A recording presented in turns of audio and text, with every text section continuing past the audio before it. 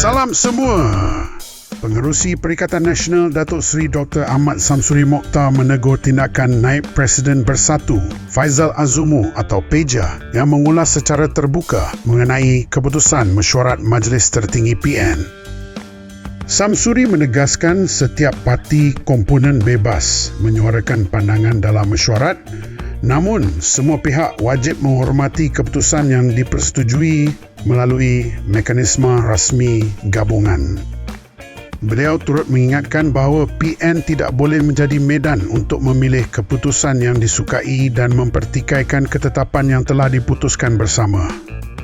Kenyataan itu dipercayai merujuk kepada bantahan PEJA terhadap beberapa keputusan Majlis Tertinggi PN, termasuk penerimaan Parti Wawasan Negara sebagai parti komponen baharu. Samsuri kini menggesa semua pihak memberi tumpuan kepada gerak kerja menghadapi pilihan raya negeri Johor.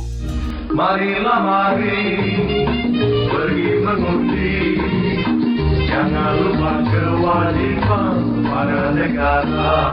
Jangan lupa keluar mengundi.